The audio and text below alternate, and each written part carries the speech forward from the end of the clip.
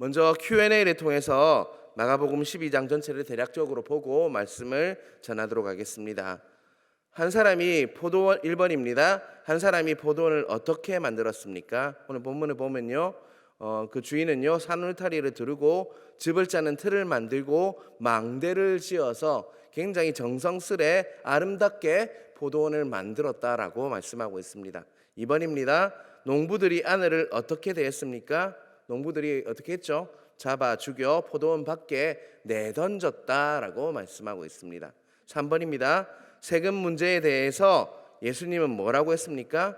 가이사의 것은 가이사에게, 하나님의 것은 하나님께 바치라 라고 말씀하고 있습니다. 4번입니다. 사두개인들의 질문이 무엇입니까?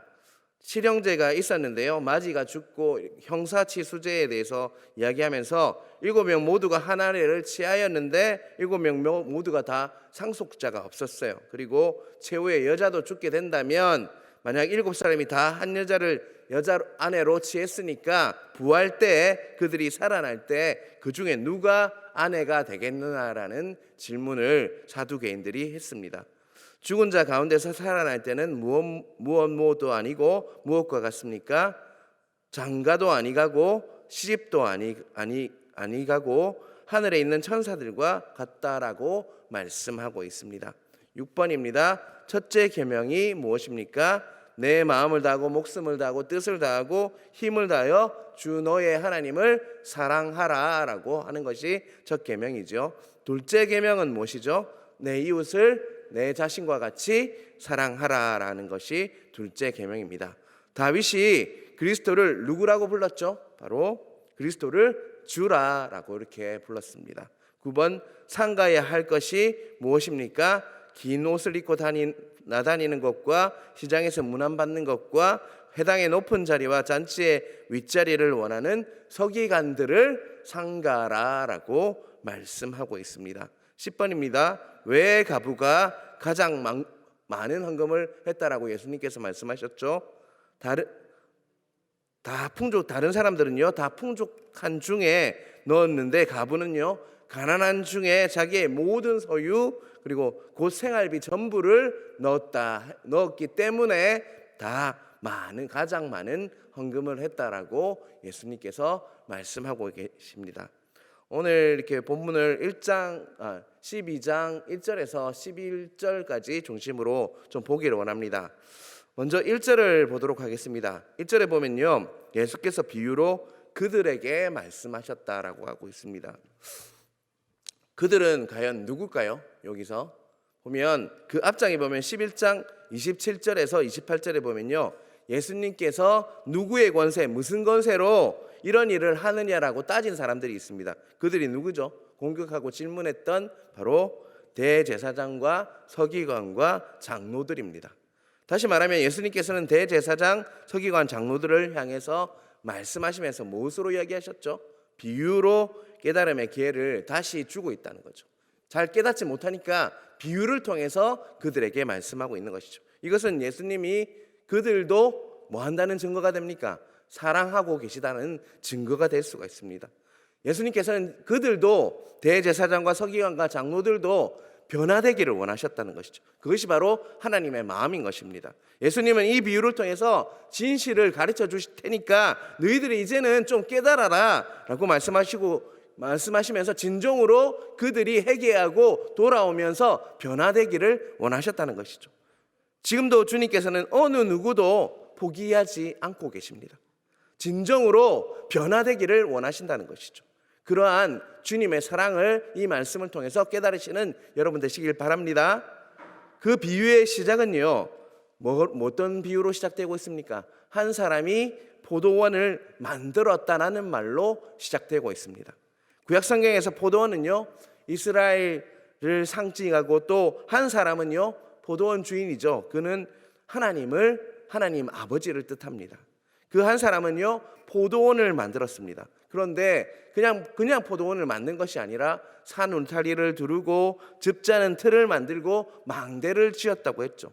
모든 정성을 다해서 그 한 사람은요 농부들에게 이렇게 주기 위해서, 세를 주기 위해서 그 포도원을 정성스레 아름답게 만들어 나갔다는 것이죠.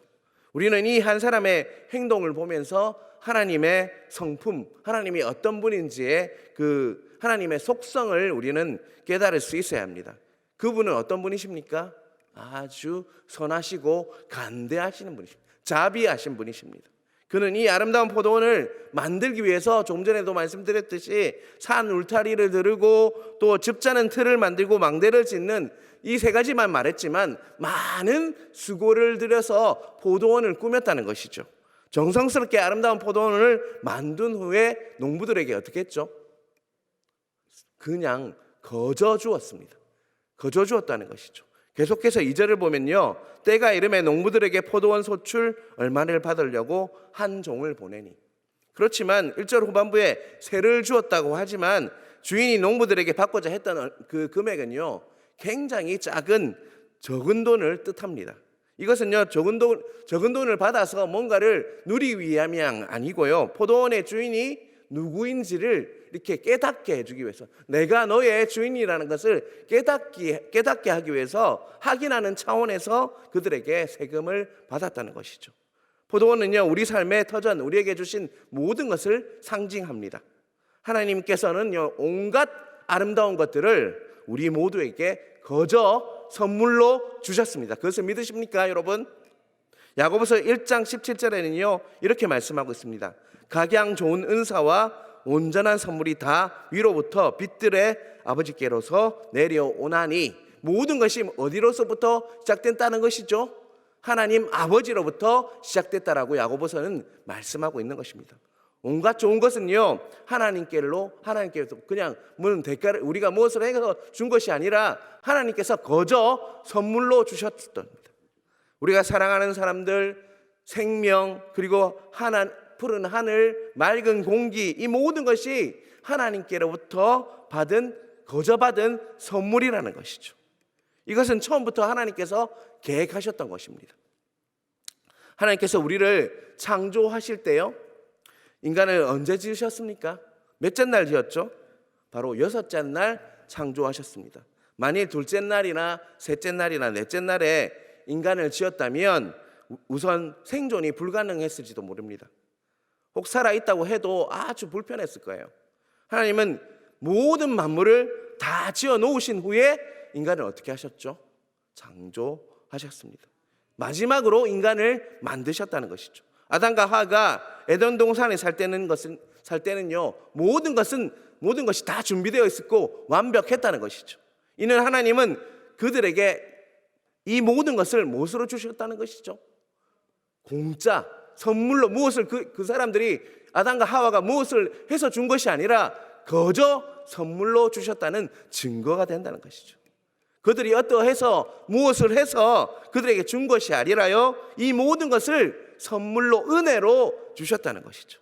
하나님 이렇게 아름다운 포도원 같은 삶의 터전을 준비하시고 우리에게 아낌없이 주신 바로 선하신, 간대하신, 자비하신 주인이 되신다는 것을 잊지 마시길 바랍니다.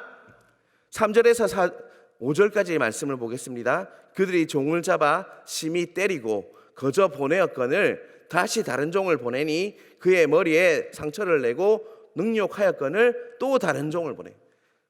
3절에서 5절까지 보면요, 다시 또 이런 말이 나오고 있어요. 하나님께서는 그 거저 주신 포도원을 이렇게 가꾸고 있는 농부들에게 계속적으로 종을 보냈어요. 그런데 그들을 어떻게 했다고 했죠?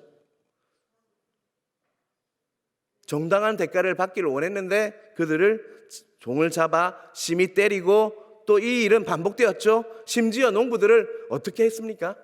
죽이기까지 했다라고 이렇게 이 비유는 말씀하고 있는 것이죠. 이스라엘은요, 왕이신 여호와 하나님을 거역하고 스스로 어떻게 하고 있다는 것이죠. 주인 노릇하면서 계속적으로 뭐 하고 있습니까? 범죄하고 있다는 것이죠. 심지어 하나님의 보내신 그 종들을 어떻게 했죠? 수많은 선지자를 거절하고 죽이기까지 했다는 거죠. 우리는요, 이 부분을 묵상하면서 주인의 인내심을 이렇게 보아야 합니다. 주인은 놀랍도록 뭐 하고 계십니까? 참고 계십니다. 인내하고 계십니다.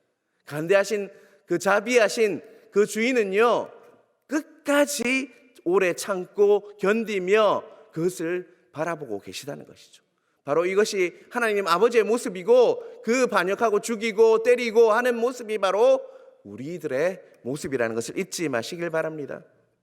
하나님은 여전히 우리에게 너무나도 좋으시고 간대하시고 인내하시고 참으시는 하나님이라는 것을 잊지 마시길 바랍니다. 그러나 우리는요, 하나님께 불순종했고 하나님의 뜻 순종하기보다는요, 보내신 종들의 그 메시지에 어떻게 했습니까? 길을 막았다는 것이죠. 때로는 그 종들을 핍박했습니다.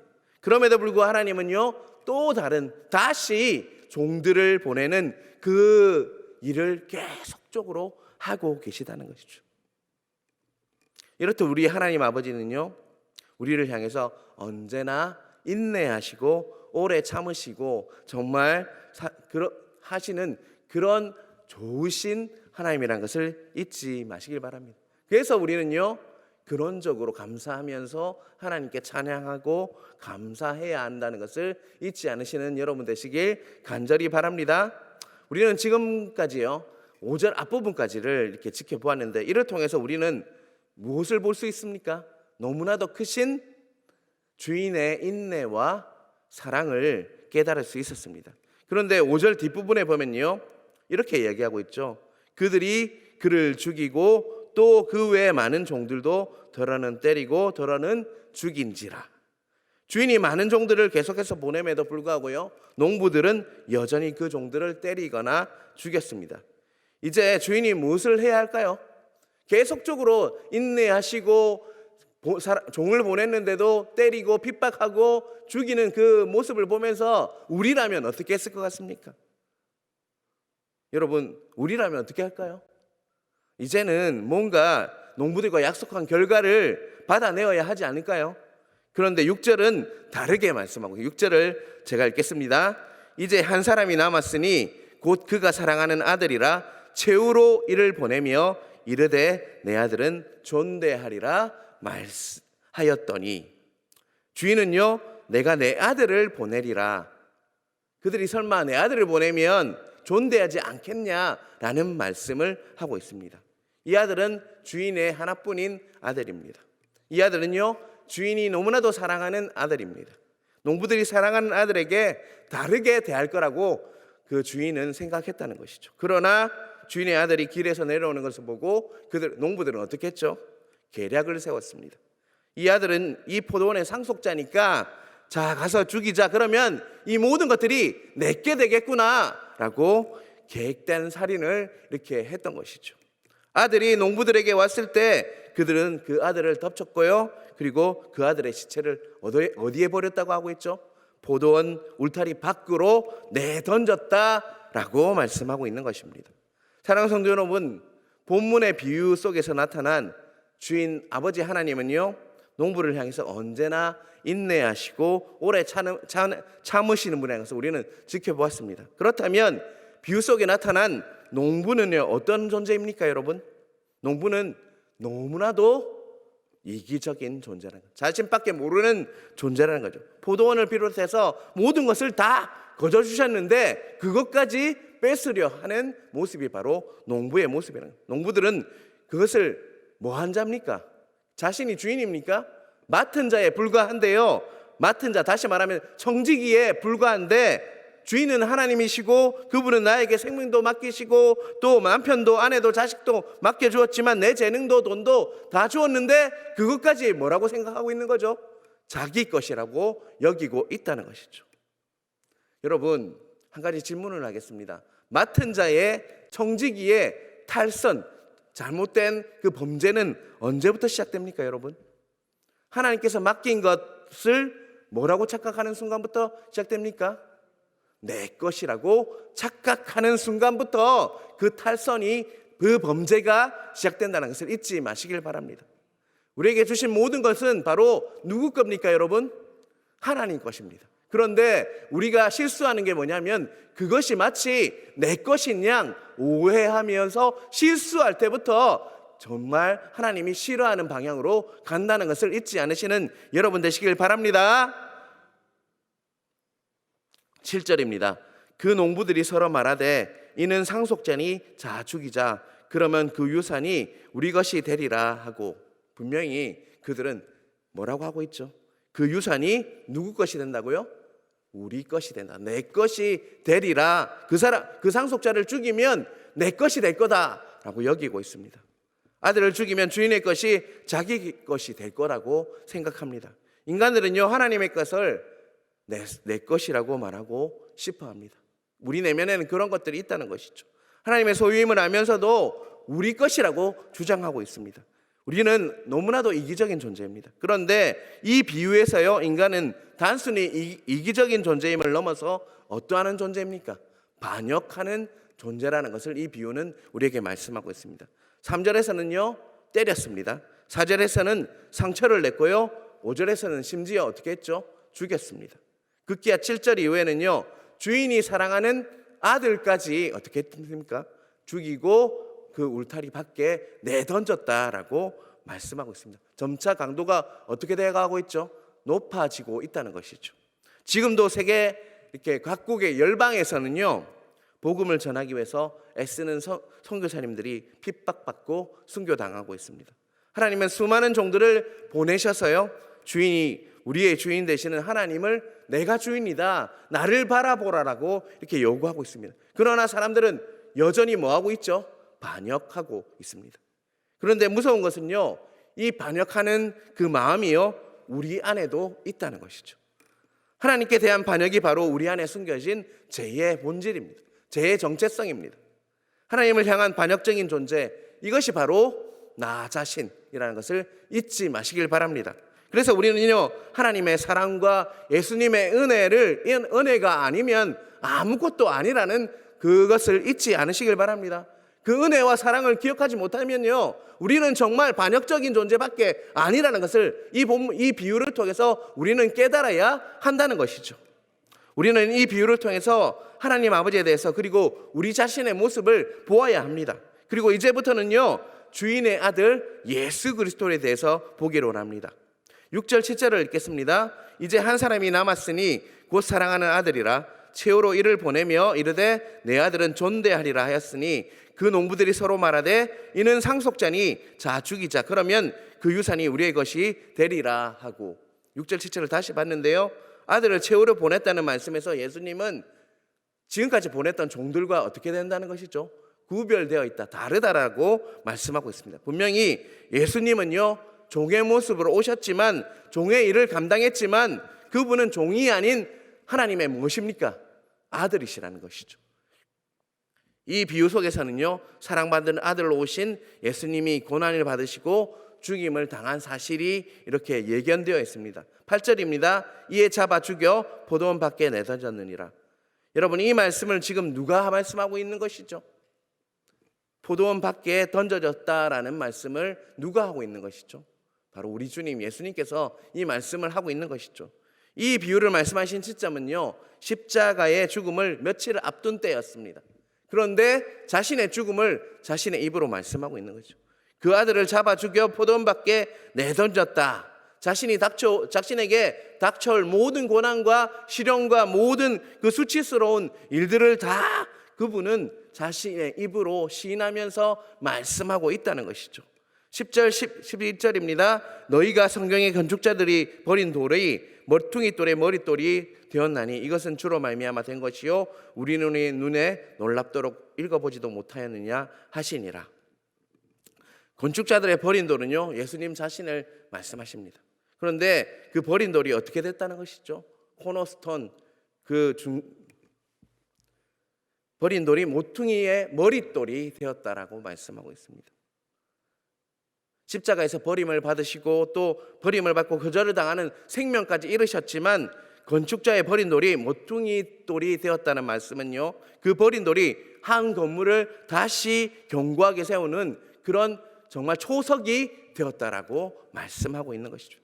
십자가에서 죽으셨지만 예수님께서는요 다시 부활하셔서 새로운 생명을 주시고 우리 인생을요 새롭게 하시는 모퉁이 돌 초석이 되는 그 역사를 예수님을 통해서 우리는 보게 될 것이라고 예수님께서는 친히 말씀하고 있는 것입니다. 다른 이로서는 구원을 받을 수 없나니 천하 사람 중에 구원을 받을 만한 다른 이름을 우리에게 주신 일이 없음이라 라고 말씀하고 있는 것입니다.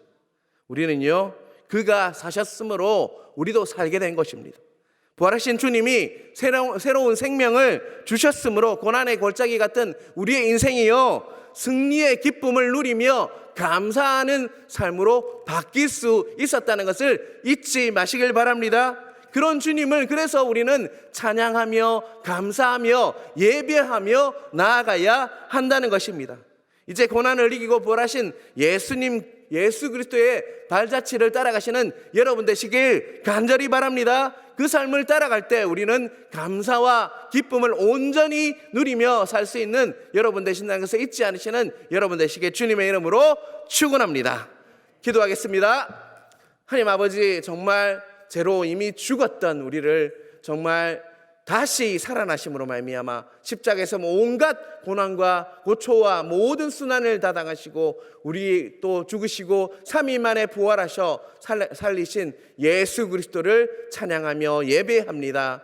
이 시간 하나님 아버지, 우리 안에 묶인 것들이 있다면 그 예수님의 그 피로 생명으로 우리를 부활시켜 주시고 생명을 주셔서 온전히 회복되고 하나님께 나아가는 일을 함께 하여 주시옵소서. 우리가 기도할 때 무엇보다 하나님과 더 친밀하기를 원합니다. 하나님의 음성 듣기를 원합니다. 하나님께 나아가기를 원합니다. 묶인 것들이 다 풀리게 하여 주시고 악한 영이 떠나가게 하시고 모든 병마가 떠나가는 역사를 이 시간을 통해서 보게 하여 주시옵소서. 그것이 모두 예수님의 은혜이며 하나님의 사랑이라는 것을 잊지 않는 우리들 될 수 있도록 붙들어 주셔서 하나님 거저 주신 그 은혜에 감사하며 찬양하며 살아갈 수 있는 우리들 될 수 있도록 역사하여 주시옵소서. 오늘 새벽 기도할 때 하나님 만나기를 원합니다. 하나님 음성 듣기를 원합니다. 하나님과 더 친밀하기를 원합니다. 함께하여 주셔서 온전히 이 시간을 통해서 모든 묶인 것들이 풀리는 역사를 보게 하여 주시옵소서. 무엇보다 담임 목사님을 위해서 기도합니다. 담임 목사님 말씀을 전할 때마다 하나님 은혜가 있게 하여 주시고 모든 것들을 준비할 때마다